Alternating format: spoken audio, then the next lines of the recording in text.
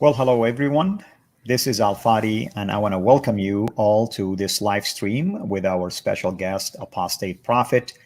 And the topic that we will be addressing today is also special and unique. I'm not so sure how many people are aware of the fact that the Quran makes weird and wild claims about a character by the name of Dhul Qarnayn. One way to translate it is the man with the two horns. Others can translate that the man of a couple of centuries, because the word qarn in Arabic could mean a century as well. All that to say is that there is so much debate out there about the person who is behind this. Usually, the majority point to Alexander the Great, but there is Cyrus also the Great as one of those characters, among many others as well. So today, our friend and dear guest here that we are honored to have, Apostate Prophet, is going to really give us some kind of a summary overview about this topic, in hope that at some point later this year, he and I will do a detailed series on this particular topic. Now, for those of you who are joining us for the first time, I want to welcome you wherever you are. And for those of you who are Muslims, please don't come here attacking us. Come here and just listen to what we will be sharing with you. In fact, Islamic sources actually are the one that will be most, often will be relying on. And you will find this story, by the way, in Surah Al-Kahf, known as the chapter of the cave, chapter 18 of the Quran, specifically verses 83 to 100. And there is a lot of weird stuff that will be taking place in that story. But I'm not going to really steal the thunder, and I will leave that to Apostate Prophet, or AP, as we will be calling him, to unpack that with us. AP, thank you so much, as always, for taking time to be with us. I know you're busy, and I am so thankful that at least you're able to craft some time to be here. Thank you so much, Al, for inviting me. It's a great pleasure to be here, as always. I'm always happy to join you in a conversation and to go through things together. So it means a lot. Thank you. Thank you so much. And I remember last time we had you, it was me, David Wood, and you. We did a live stream that I thought was really fascinating. And hopefully we'll do similar things again. I spoke with David yesterday, and he is definitely gearing up for his party on July 4th. So Yeah. we'll see how that goes. I All right, my really friend. hope that goes very well. That's my hope. That's my hope. So, okay, my friend, tell me, what do you have for us today about Dhul Qarnayn, or this character? Well, I have a lot of things that I want to go with. So, as you said, you broke it down very much. What we want to do today is to basically, have a summary. We'll want to talk a little bit about what Dhul Qarnayn is in the Quran, and with what character Dhul Qarnayn, aligns in history. So I will be using I will be referring to many different sources, and then later on when we come together, we will make a much better structured version of this, in which we will lay everything down, and we might turn this into a series, because there is a lot of stuff to talk about. So when it comes to Dhul Qarnayn means the two-horned one, literally. And it is mentioned, as you have said, also in Surah Kahf, in the Quran, chapter 18. And the story of him begins in Quran chapter 18, verse 83. In fact, I might just go ahead and just put that on the screen, so that everyone can see that we are what we are precisely talking about. If you want to put that on the screen, what I have just shared, we can see here, it says in Quran chapter 18, verse 83, and they ask you, O Muhammad, about Dhul Qarnayn. Say, I will recite to you about him a report. Now, what's very interesting here is that the early Islamic scholars made interpretations, exegesis, or tafsirs about this. And some of the tafsirs, including Tafsir al-Jalalain, says here, and they ask you about Muhammad. So they ask you, Muhammad, about Dhul Qarnayn, whose name is Alexander.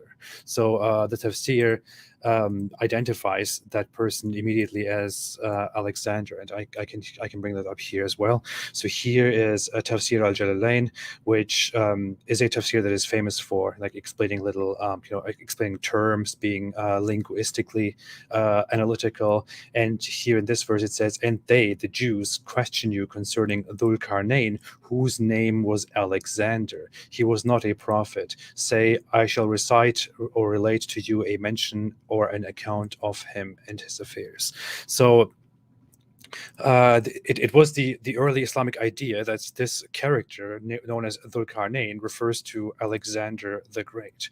It continues and says, "Indeed, we established him upon the earth. We gave him from everything a way, so he followed a way, until when he reached the setting of the sun, he found it setting in a body of dark water or mud, and he found near it a people. We said, O Dhul Qarnayn, either you punish them or else adopt among them a way of goodness." Now I want to put this to the side for a second to just bring us back again and talk further about what this is supposed to be. So as said, Dhul Qarnayn, it's only mentioned this way here in the Quran, and Dhul Qarnayn literally means two-horned one or two-horned. According to the Islamic scholars, early Islamic scholars, this is Alexander the Great. According to the current Islamic scholars, this is a very controversial topic. They will not unanimously come out and say this is Alexander the Great, or this is that person, or this is this person. The issue is people very much agreed that this is a reference to Alexander the Great, and they turned away from that theory not because they found out something new about what this actually is. They turned away from this theory because they found out more about Alexander the Great historically, because the Quran depicts this character, Dhul Qarnayn, as a servant of Allah who is guided by Allah and who goes to the west, to the furthest west and to the furthest east, and has all kinds of benefits and privileges from Allah, and he's a great servant and all that, and does whatever Allah says and establishes his justice upon the earth. But we have found out later on that Alexander the Great is not somebody who was serving an Islamic god. On the contrary, Alexander the Great was very much a pagan polytheist who had a mixture of religions that he practiced and preached whatever was pragmatic for him in his society. He became very huge. He had a lot of conquests. He became very arrogant with his conquests. And I mean, there are historical records that he actually commanded people to bow down to him and to, basically engage in worship of him, which is which historians say is something that he adopted from Persian culture, because in Persian culture people would bow down and then lay down and worship their rulers. And Alexander the Great, as he became a ruler over all these regions, including the Persians, he commanded people to basically also lay down and to worship him. I mean, to prostrate and to worship him, which is also how Muslims pray, by the way. And we found all that out about him, and we found out that he engaged in many unacceptable social activities, sexual activities, and then worship of all kinds of different gods. So now the Muslim apologists or the Muslim scholars look back at this and say, wait a minute, if Alexander the Great is a guy who engaged in polytheism and paganism and demanded that people not only venerate but very much worship him, then Dhul Qarnayn, who is a servant of Allah, cannot be Alexander the Great, which is why they came to the conclusion, guys, we don't know who Dhul Qarnayn is. People in the past thought it was Alexander the Great, but that is obviously not possible. What's very funny is I had a personal thing, a personal experience with this as well, where I was talking to a religious scholar, to my religious teacher in high school, way back when I was in high school, and I was very curious about this whole Dhul Qarnayn character. And I asked my teacher then, and he was a very knowledgeable guy, and I spent a lot of time with him arguing about religion and all that.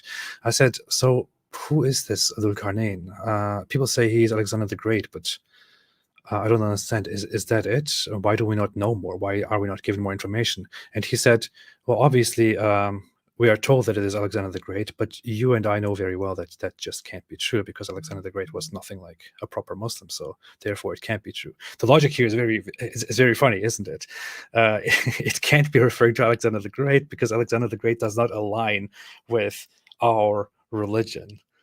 If it did, then Yeah. it could be Alexander the Great. But Islam is true, and if Islam is true, then this guy must be a very righteous, proper guy. But Alexander the Great was obviously not like that. Therefore, it can't be Alexander the Great. Absolutely, and it's a miracle of reinterpretation, as David would always puts it correctly, and that's what's happening lately. As you know, AP, because of a lot of new discoveries now, many of these Islamic scholars are really finding themselves to be forced to admit the obvious.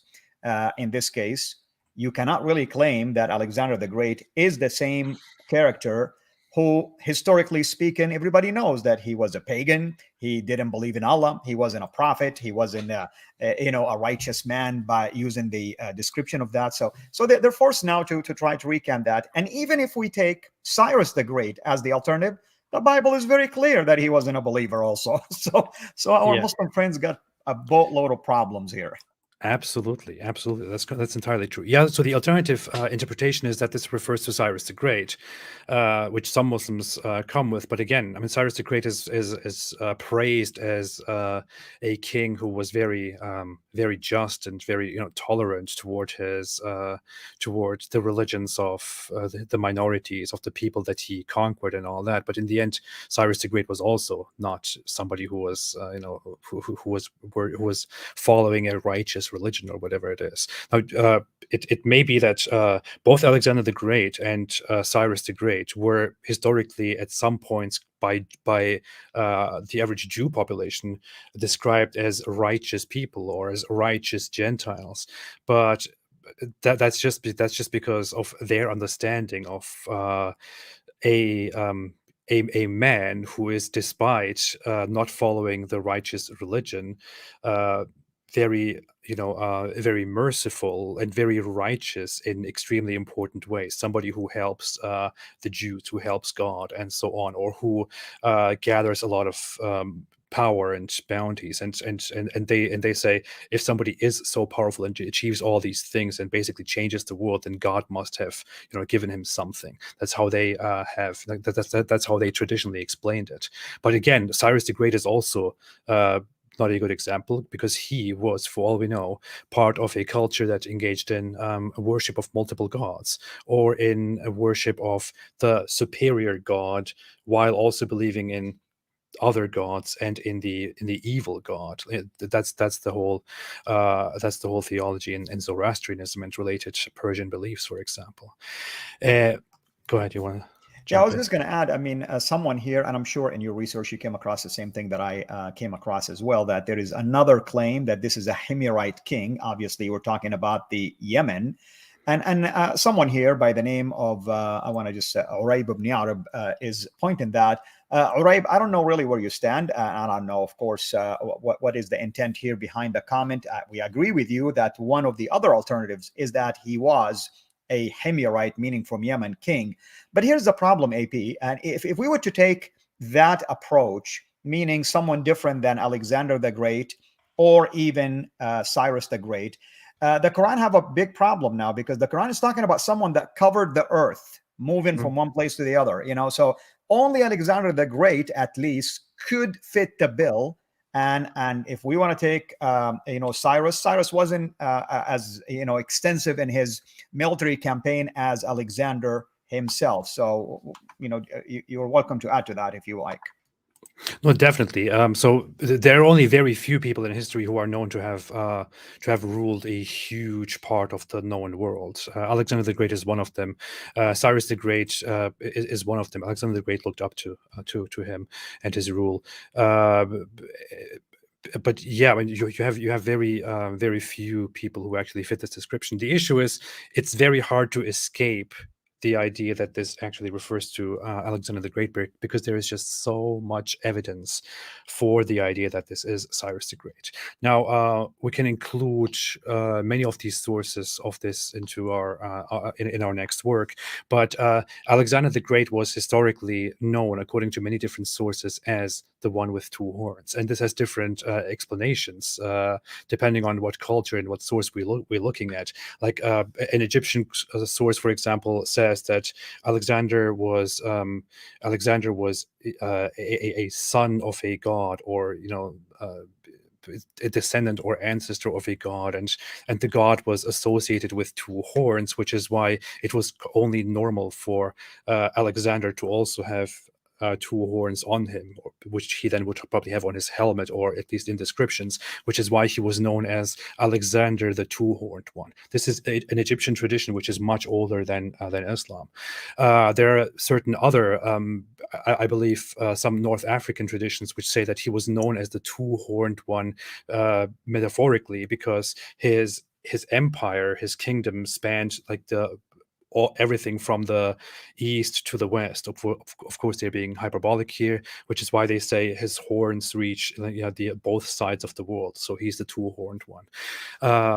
And the thing is, this whole depiction of Alexander the Great as the two-horned one was also in circulation among different regions, including Arabia, on coins. Coins with Alexander the Great with two horns on a helmet or just on himself were in circulation even in the time of when Islam arose in Arabia and in neighboring regions. So this character was known by people as a legendary ruler who did such wonderful, great things, and who was remembered as this ultimate king who is on our coins as the two-horned one. It is no coincidence that legends of this guy also make it into the Quran as the two-horned one. And isn't it strange? The Quran references somebody named the two-horned one, and it clearly tells us that people are asking Muhammad about this guy. People are coming and asking him about the two-horned one. Who is this two-horned one? So this is somebody that people know about.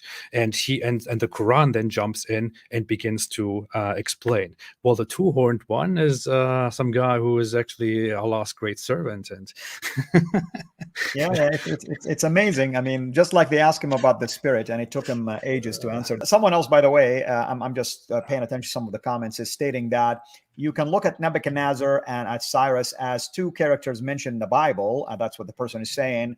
And the fact that they both acknowledge Yahweh. I would disagree with that comment, by the way. Only Nebuchadnezzar, we know that from the book of Daniel, acknowledged the God of the Jews.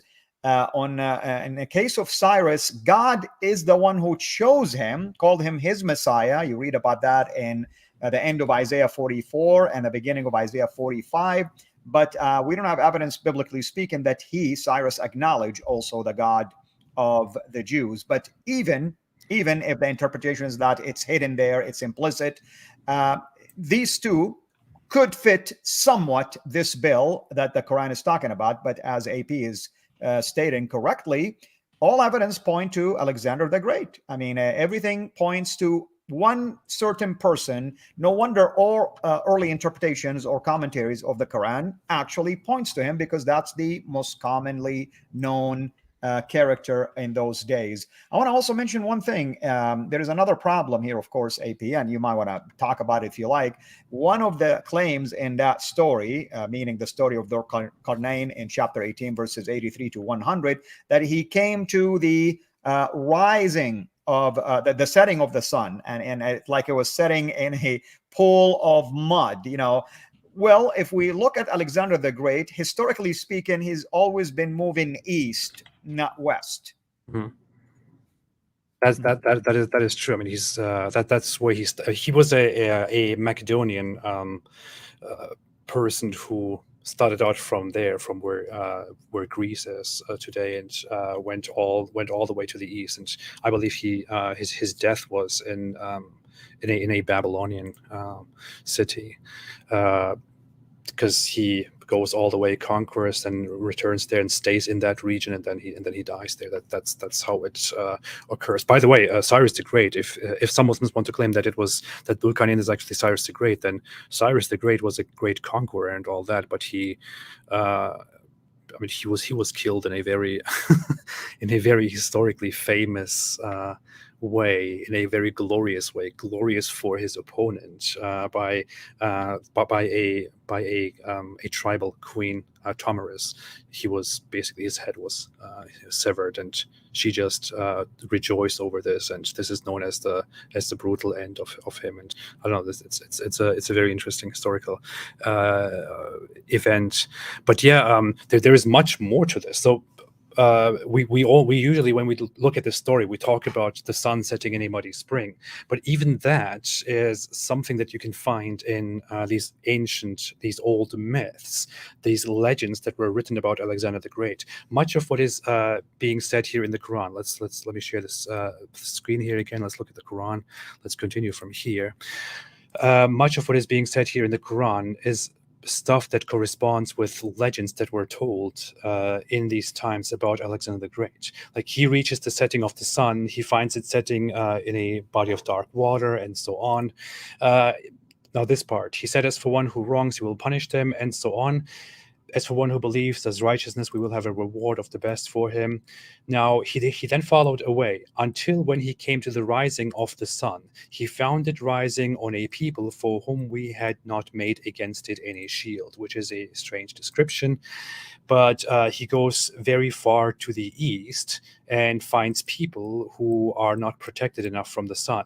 Thus we had encompassed that he had in all that he had in knowledge. Then he followed away until when he reached a pass between two mountains. He found beside them a people who could hardly understand his speech. So the description here corresponds to Dhul Qarnayn encountering a tribal people, I guess, with whom he cannot properly communicate because they don't speak each other's languages.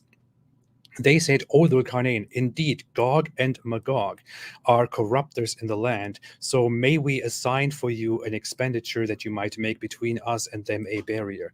What's very interesting is that this is a narrative that is found in ancient sources, in ancient tales, myths, that are ruled by historians to be most definitely legends, later written legends about Alexander the Great. So these are, in legends, you can find this very same narrative, that Alexander the Great goes somewhere into the northeast and encounters a primitive people, nomadic people, or tribal people, or hordes, and these people are between mountains, and they tell Alexander, hey, we are plagued by these people, and they are actually referring to the Huns in these writings. They say, these Huns up there, they are plaguing us, they are attacking us all the time, please help us. And Alexander the Great then says, okay, bring me some iron, bring me some material, and I will build a wall for you to protect you from those people. And in that story also, he asks them, who are those people? And they say, their rulers are Gog and Magog, and so on. And they count several kings, which is very funny. It just seems to coincidentally fit very much with the Quran's narrative here. It goes on, it says, he said, that in which my Lord has established me is better, but assist me with strength. I will make between you and them a dam. Bring me bars of iron, until when he had leveled between the two mountain walls. He said, blow, until when he made it fire. He said, bring me that I may pour over it molten copper. Very hard to read. So they, Gog and Magog, were unable to pass over it, nor were they able to penetrate this wall. Let me finish this part, and then we'll get to some interesting stuff. Dhul Qarnayn said, this is a mercy from my Lord, but when the promise of my Lord comes, he will make it level, and ever is the promise of my Lord true. So he finishes the wall, and he says, this is a mercy from my God, but one day, bad things will happen, and we will leave them that day surging over each other, and then the horn will be blown and we will assemble them in one assembly. So one day Allah will level this wall, bring it down, and then those hordes that are trapped behind that wall will surge over each other and will invade the wall. This is a narrative that we will find abundantly in the hadiths, and we will present hell that day to the disbelievers on display, and so on. The issue is what is being described here in the Quran is something that we can further find described in the hadiths. Muhammad explains this wall and Gog and Magog as one of the signs of the coming final hour. He says, and I think it would be very beneficial to actually bring up an example of such a hadith. He clearly describes that Gog and Magog are trapped behind this wall, which Dhul Qarnayn built for them, and they try to dig through this wall, but they just cannot get through it. It just doesn't work. But one day, at the end, when the hour is about to come, Allah will make it able for them to dig through that wall, and then they will invade the earth and will, massacre populations around the earth, including the Arabs. And he even says, "Woe to you for what is at hand." Like, this is about to happen. Today, the Gog and Magog made such a big hole in this wall. I didn't actually think about preparing that in advance, but I think I can find that very quickly if you want to add something. Yeah, certainly. What I wanted to say is this particular story about the wall and Gog and Magog in Arabic, Ya'juj or Ma'juj. I mean, I grew up learning this, is that they are the signs of end time. In fact, they are one of those signs of the end time when Ya'juj or Ma'juj or Gog and Magog will end up attacking the enemies of Allah, and Jesus will come down basically and defeat them. But and people will be flooding to the mountains because these are vicious people that will eat flesh and eat everything. But the idea is that every day they eat the wall, they eat through the wall until it becomes hush. They can see through, and they say, "Okay, we'll sleep, and tomorrow we'll finish this." And they go to sleep, come back, the wall is back again to its normal size, and they eat through. I mean, it's like they're doing this every day until the end times. But some historians, some Islamic historians, thought that the Mongol fit the bill.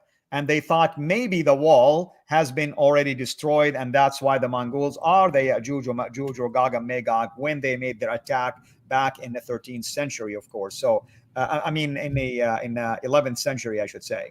Mm-hmm.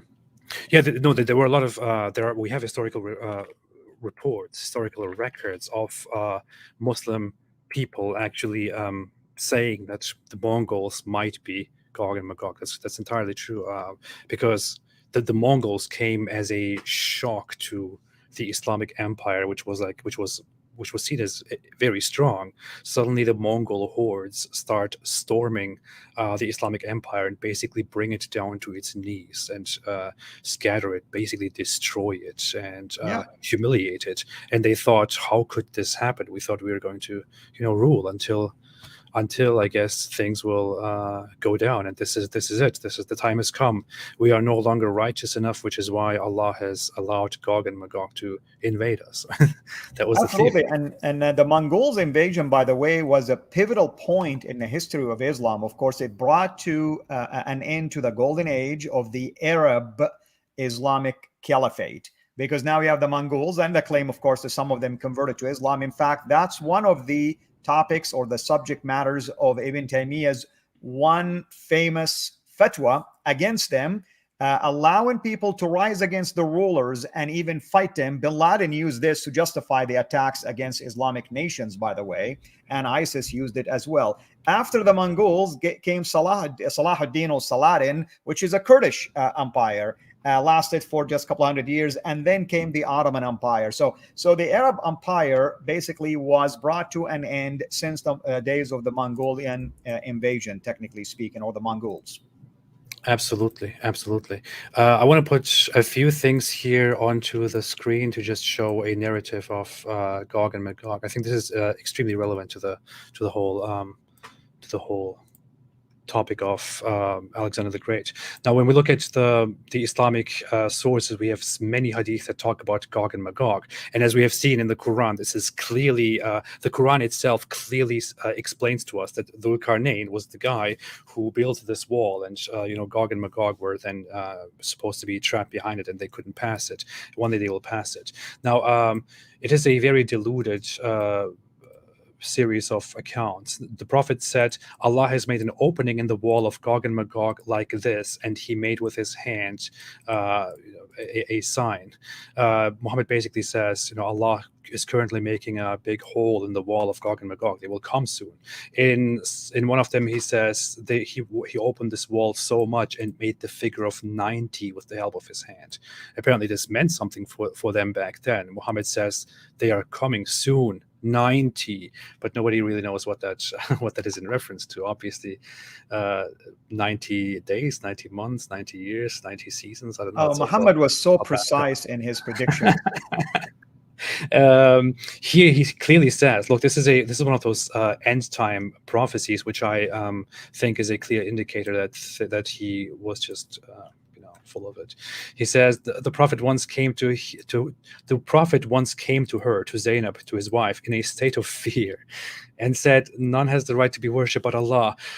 Woe unto the Arabs from a danger that has come very near. An opening has been made in the wall of Gog and Magog like this, making a circle with his thumb and index finger. Zainab said, O Allah's messenger, shall we be destroyed even though there are pious persons among us? He said, yes, when the evil person will increase.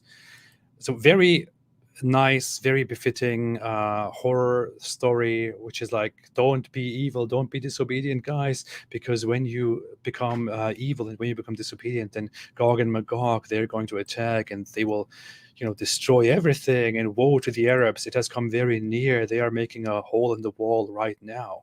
Like, this is very interesting because he is clearly if the description of him being in fear and coming to his wife and saying, oh no, they are coming, is real, then I would say Muhammad had some big problems.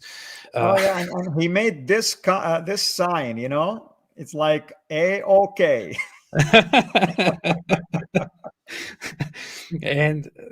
But there's so much more to it. He says this will happen soon. Woe to the Arabs from a danger that has come near, and an opening has been made in the wall of Gog and Magog. Now, we talked a lot about who Dhul Qarnayn is, about him possibly being Alexander the Great.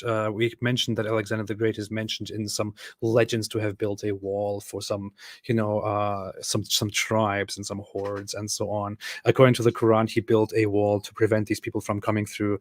But hey, we are in the 21st century. We have Google Earth, we have Google Maps, we have discovered all corners of the world by now, and I'm just curious about one thing. This was said, according to these reports, in the 7th century, at the beginning of the 7th century, by Muhammad. There are people behind a wall, and they're digging and digging and digging, and one day they will come out, and they are so numerous they will destroy everything. Where are these people? Where is this wall? Where is it? Why don't we find this wall, and why don't we find these people? What's funny is, when I was a younger Muslim, part of religious communities, because of the absurdity of these reports, some Muslim communities begin to reinterpret this and say, this is actually metaphorical, and this is a reference to, I don't know, people used to say popularly, this is a reference to China, because of the Great Wall of China, and one day the Chinese people will come out and declare war on everybody, and this and that, and that's actually something that I heard and learned, and I thought, okay, that sounds reasonable, as a child or a teenager. But at some point, as a teenager, I don't know if they told you this. I mean, they told me that the Great Wall of China fits the bill also. I don't know if you were told something like that. Yeah. No, I was told it's the Great Wall of China, and that's the wall that was built, and one day the Chinese people will storm through this wall and invade the world. But that doesn't really make sense. They don't have they already stormed through the wall, technologically speaking, through Yeah. technology and AI and everything, and they're stealing everything right now. So yeah, and Muhammad is clearly describing here that these people are, these people try to get through the wall, but they can't. But they're making a hole now, and soon they will invade the world. I think one of these accounts is very funny, which I just you probably have heard that before, and you mentioned that too. Now, these Gog and Magog. They are so numerous. They are like basically monsters. They will invade the world, and they will like kill everybody, and they will drink lakes dry. They are so numerous that they will pass a lake, and then every single one of them will drink, and they will be so numerous that the whole lake will go dry. Now that's absurd. It's not possible, but then again, who am I? I'm just some random guy, right? I don't know. Muhammad knows best. But according to one record, Gog and Magog will conquer everything on the earth, and then they will turn toward the sky, because they will say, we have conquered everything that is here. Now let us conquer those in the sky. And they will take their arrows and spears, and will shoot toward the sky, and then blood will fall down from the sky. This is authentic. These are authentic reports. Blood will fall down from the sky. This is obviously a primitive understanding of how the world works, where Muhammad was telling these people about some world where you can, if you shoot high up enough, then you will reach the people of the sky, and you might harm them and hurt them and kill them, and their blood will come down. But obviously that's just complete nonsense, which we know nowadays. Did you say arrows, right? Allah, we have F-16s and F-18s and F-35s and stealth fighters, and Allah could not predict any of that, but he still uses arrows. Yeah. Exactly. If you want to put this quickly on the screen, I just want to go into this very funny narration here. It says, Gog and Magog people dig every day until when they can almost see the rays of the sun, the one in charge of them says, go back and we will dig tomorrow. This is what you were basically describing earlier. Then Allah puts it back stronger than it was before. This will continue until when their time has come and Allah wants to send them against the people. They will dig until they can almost see the rays of the sun. Then the one who is in charge of them will say, go back and we will dig it tomorrow if Allah wills. So they will say, if Allah wills, and then they will come back and it will be as they left it. So they will dig and will come out to the people and will drink all the water, and they will fortify them. People will fortify themselves, and Gog and Magog will shoot their arrows toward the sky, and they will come back with blood on them, and they will say, we have defeated the people of the earth and dominated the people of heaven. Then Allah will send a worm in the napes of their necks and will kill them thereby. The messenger of Allah said, by the one in whose hand my soul is, the beasts of the earth will grow fat on their flesh. Now, I don't know, when I read through this, it just sounds like the most ridiculous thing. I've never seen arrows shot all the way up and they still come down with blood on them. With blood. I want to try it. I don't know. I want to try shooting some arrows up to the sky and see if they come back with blood on them, with the people of the sky, of the heavens. But yeah, AP, those are metaphorical things, AP. I don't know what you're talking about. It's metaphorical blood, yeah. Metaphorical arrows with metaphorical blood on them. But the whole thing is also funny. They dig and it doesn't work because Allah keeps putting the wall back up. And one day they dig and say, tomorrow we will go back and then we will finish this, inshallah. And then, because they said, inshallah, if Allah wills, it will work this time. So they will finally be able to invade the world. And this is the story of Gog and Magog, which Alexander the Great, a.k.a. Dhul Qarnayn, protected us from. But eventually, Allah will do whatever needs to be done.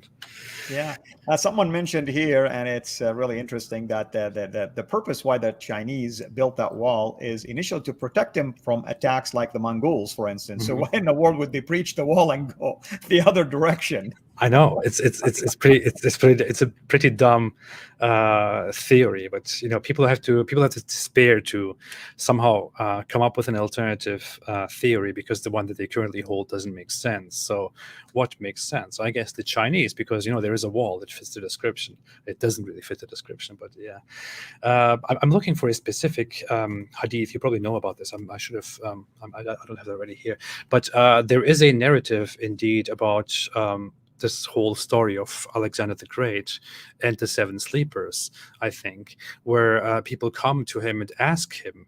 I think the Jews come to him, and ask him questions to find out if he is really a prophet or not. And they say, We want to ask him three things. One of them is some people who slept for a long time and then woke up.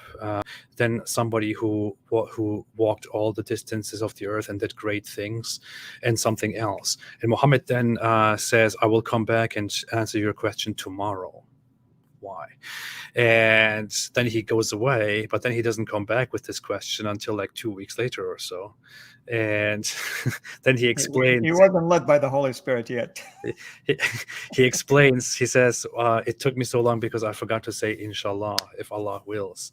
If I had said it, then I would have got it immediately, but that's why it took me so long. And then he explains the whole story of then the Quran revelations come about the seven sleepers, which is a tale that he stole from Christian traditions, and also Dhul Qarnayn, which is a tale that he also took from local traditions. If I'm a Muslim, I'll tell you, Muhammad was Googling the answer. So they were Google back then. Yeah, Google back then was just very slow. That's why it took him so long. Oh man. Wait a minute. I would like to find that source actually, but because I think that's very interesting. I saved it somewhere. I just don't know right now.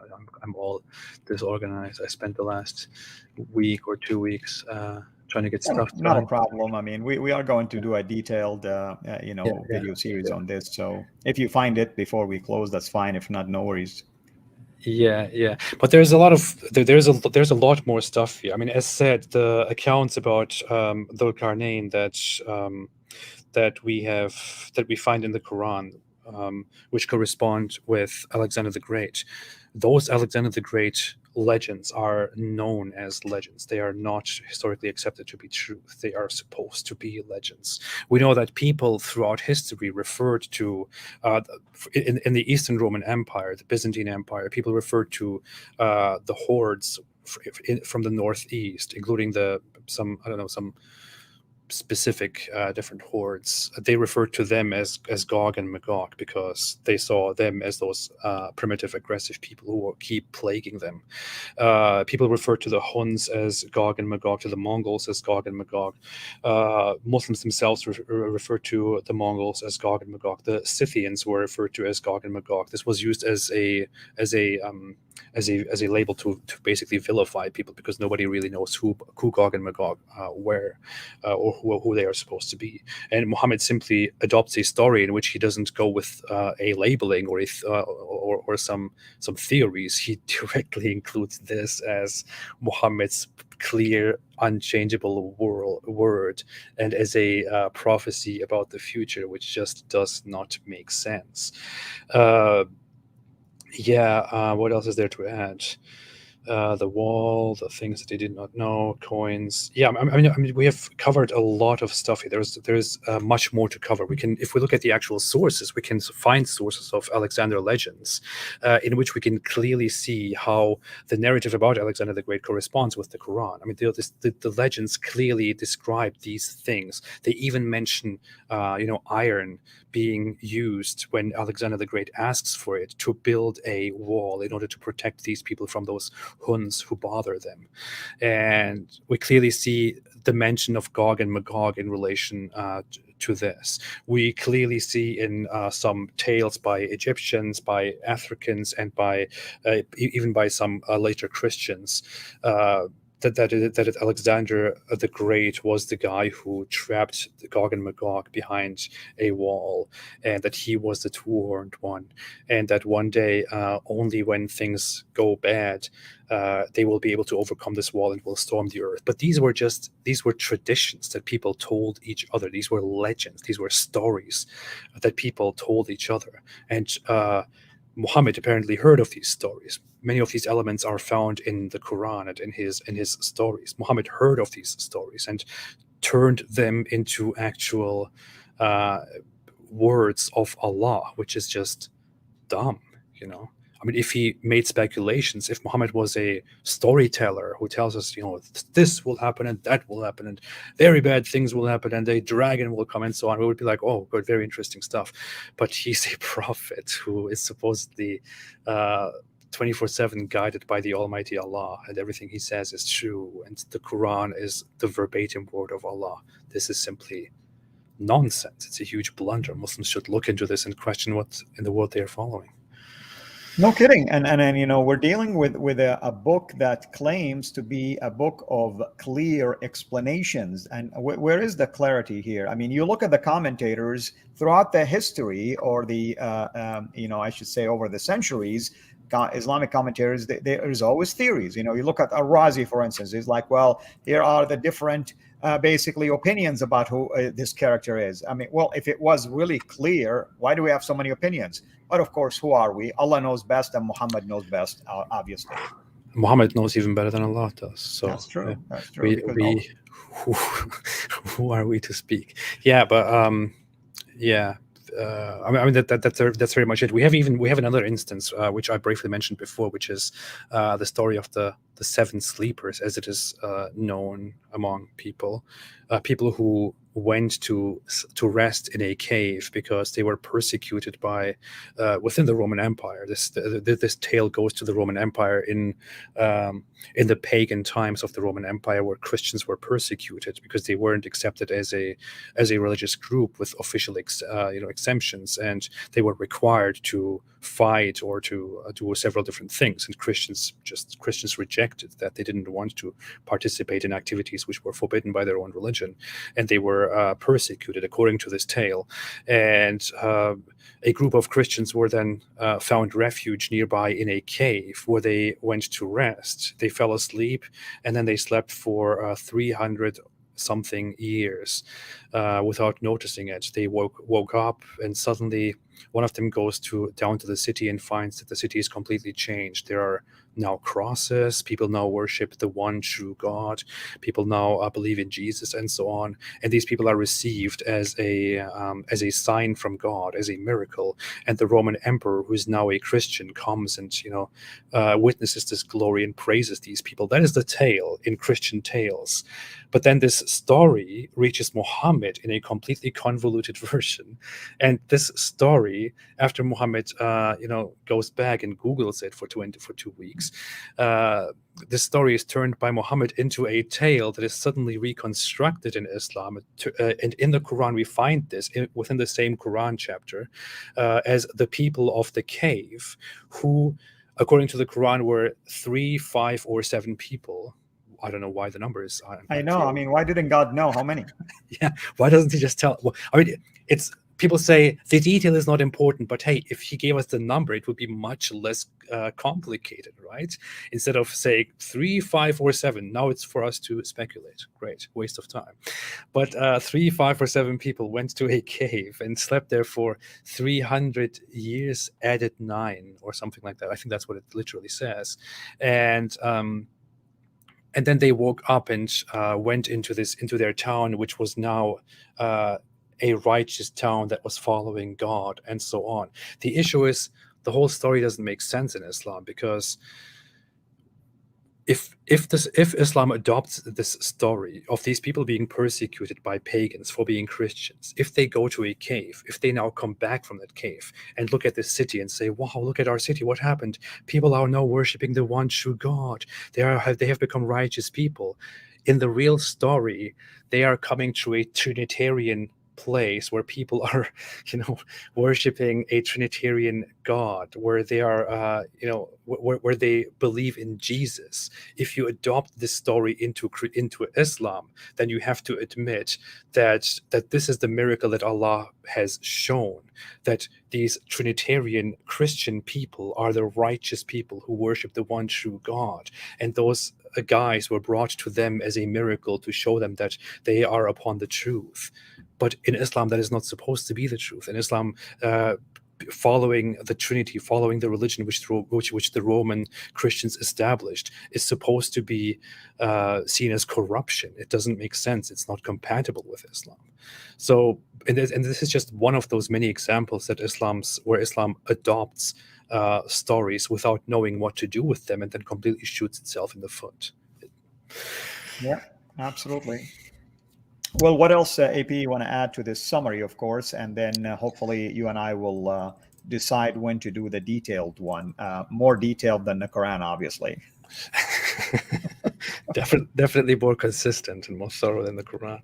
I mean, I think these are we can very much put together a set of stories and myths taken from the Quran and what they actually refer to. But I think our summary of Dhul Qarnayn and who this guy is supposed to be is very much done. There is, if you look at all the facts, there is no doubt that this character refers to Alexander the Great. There is simply no doubt. You would have to really disregard a lot of facts and really reinterpret things very wildly to conclude that this is not Alexander the Great, that this is just some random guy. If it is some random guy, why does the Quran tell us about some random guy who supposedly conquered the world, but nobody somehow knew about this? If it is Alexander the Great, then this is bad for Islam. It doesn't work. Islam tells us a wrong story about things and is ignorant. If you are a Muslim and you believe in the Quran, I mean, I encourage you to review this, to look at Dhul Qarnayn, to look at everything that is wrong with the story of Dhul Qarnayn, to pursue what is behind this. Only recently, a Muslim extremist who was a fan of terrorism, I forgot his name, he was famous in parts of in the Netherlands, I believe. He left Islam while in prison after reading more about Alexander the Great and finding out that he went to prison and he actually read Alexander legends. It was a complete coincidence. He read the legends of Alexander, and then he realized, wait a minute, this is totally this is exactly what the Quran tells us about Dhul Qarnayn. And then he gets this Quran and compares the notes, and he sees that the Quran basically plagiarizes legends, like fan fiction about Alexander the Great, and doesn't even do it right. And he can't resist, and he ends up leaving Islam because he realizes that the Quran is just a made-up book compiled by people from folk tales. It really is that strong, which is why we need to really sit down and put this together and inform as many people as possible about the Quran's appropriation of Alexander the Great myths. That's I think all there is. Well, that's wonderful. And of course, just the amount of info that we shared today shows without a shadow of a doubt the confusion out there if you rely just on the Quran alone. And you can see how the commentators, the Islamic commentators, really struggled with identifying some of the characters in here, the main character in this case, the towns that are referred to, the people that did not really understand his language, and even the idea that the sun was resting on a pool of mud or hot mud or water. I mean, there is all kind of struggle to try to explain away things that are unusual, things that cannot be collaborated, really. I mean, the idea that the sun just goes down and sits in a pool. Okay, well, why would it do that? I mean, and then how would it come back from the east? I mean, it like goes all the way underneath the earth and just comes back again. I mean, what is it that we're trying to learn from things that supposedly are given to us by a God who claimed to be the creator? People give us this from a book that they claim is a scientific miracle. What miracle? I mean, are you talking about? I mean, what is the miracle in the sun sitting on a pool of mud? I need just to understand that. I mean, can you really look a scientist in the eye and say, this is what the Quran teaches, and let the scientists just give you their own opinion? I would love really one day just to ask scientists randomly without telling them where the story comes from. What do you say about this? And let's see the honest response that they are going to give us. Yeah, absolutely. I think I want to bring up this one thing very quickly, this piece of information here from an article about the guy who left Islam. His name is Musa Serantonio. He was known as an ISIS propagandist in Australia. If you want to put it on the screen, I can quickly show parts of an article that Graham Wood wrote about him. Wait a minute. I'm asking you to put it on the screen, but I didn't even share it. Very funny. So the article is titled "Why an ISIS Propagandist Abandoned Islam," and this is about that guy Musa Serantonio, and he if we go down, it says in prison he began to study the Quran in greater detail and focused on the aspects that most puzzled him. Among these was the figure called Dhul Qarnayn, the two-horned one, who appears in the Quran's 18th chapter and is believed by many to refer to Alexander the Great. Sir Antonio did not see a resemblance between Dhul Qarnayn and Alexander the Great of history, but he noted similarities between Dhul Qarnayn and a heavily fabulized version of Alexander's story written in Aramaic. He considered that the Aramaic version may have plagiarized the Quran, but after acquiring a copy of the Aramaic and translating it for himself, he determined that the reverse was more likely, so that the Quran plagiarized these legends. I always knew that being proficient in Aramaic would one day prove useful, he said about that. But yeah, so realizing that Dhul Qarnayn was not at all a real person, but was rather based on a fictional account of Alexander the Great, instantly left me with one possible conclusion. The Quran was not divinely inspired, he wrote.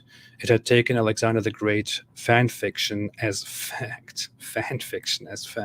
Of course, I would have preferred to have discovered all that 17 years ago and avoided much trouble. He has therefore abandoned not only ISIS, but Islam and religion as a whole. He is an atheist and admires the God delusion author Richard Dawkins. Yeah, so very interesting developments here. The guy is in prison and encounters folk tales, legends about Alexander the Great, and thinks, wait a minute, this sounds very familiar. And he opens the Quran and he's like, did they plagiarize the Quran? And then he's like, oh no, the Quran plagiarized that. Oh no, what am I going to do with it? So we can say that serotonin knows best. So yeah. All right, my man. Well, thank you so much, of course, as always. And I think people now are eager to watch, hopefully, the future video series that we'll be doing along these lines. And like you stated, I would love to also focus on other mythical stories and other basically claims, wild claims like this that are made by the Quran. Of course, again, we were talking about a character known by Dhul Qarnayn.